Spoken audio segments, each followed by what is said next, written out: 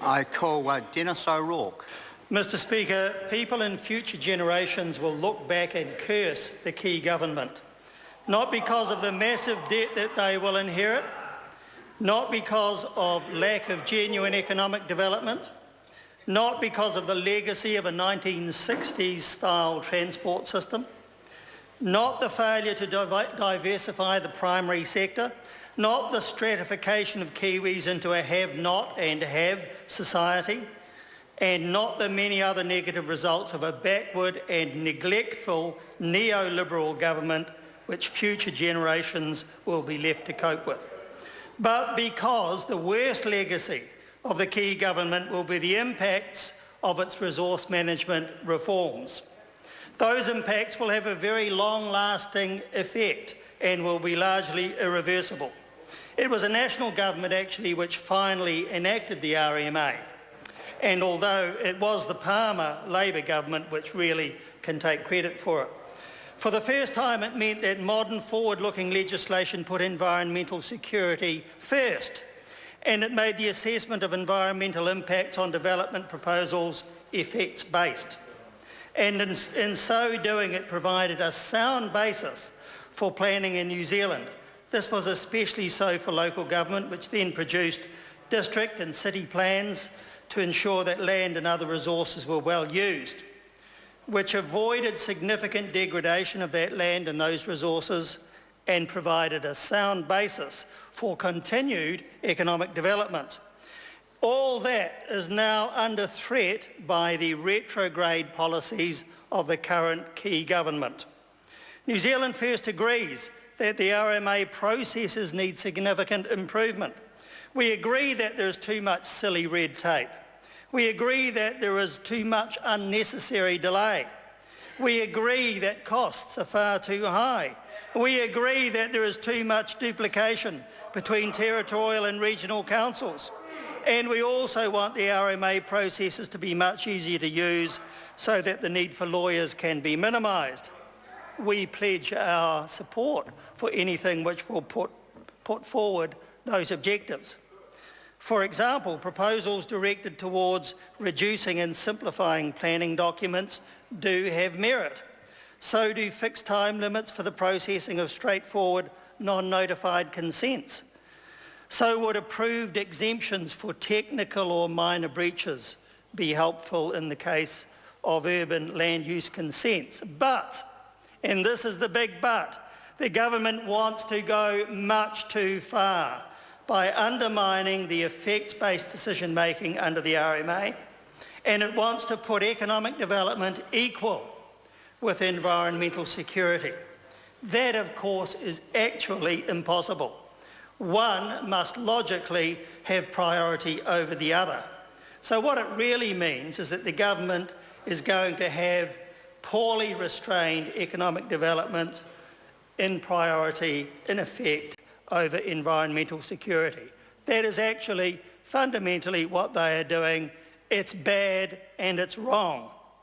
Nick Smith's recent media stunt in which he stood before a stack of district plans to announce his attack on the RMA convinced very few thinking people that the proposals will in fact do anything at all to solve the housing crisis, while at the same time stripping away too many of the RMA provisions for environmental security.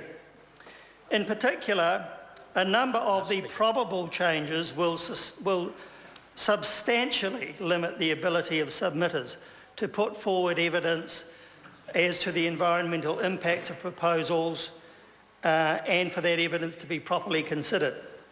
Even more troubling are the probable proposals for greater central government intervention in planning and consent processes.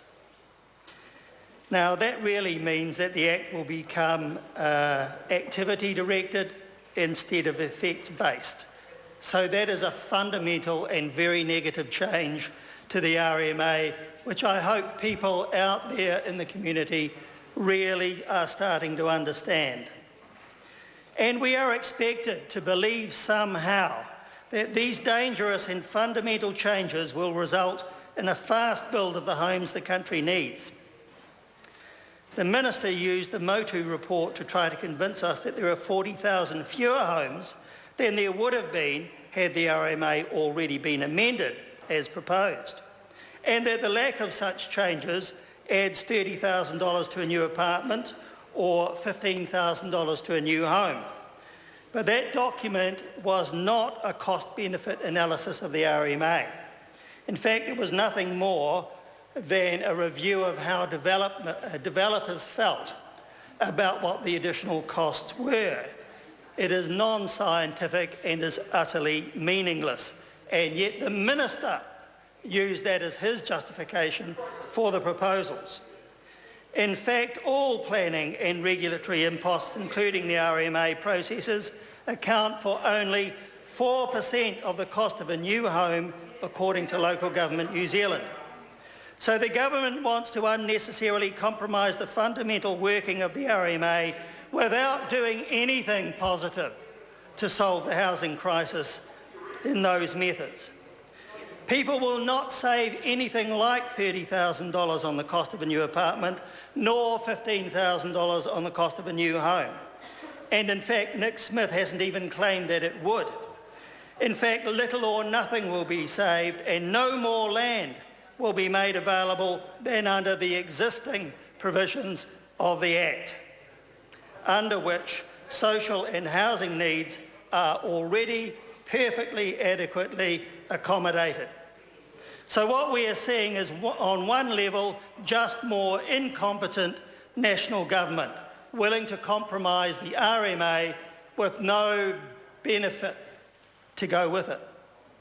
And on another level, we are seeing an elaborate smokescreen, a hoax, to cover the fact that housing has become unaffordable to a very large sector of first home seekers because of a failure of government to actually intervene in the housing market.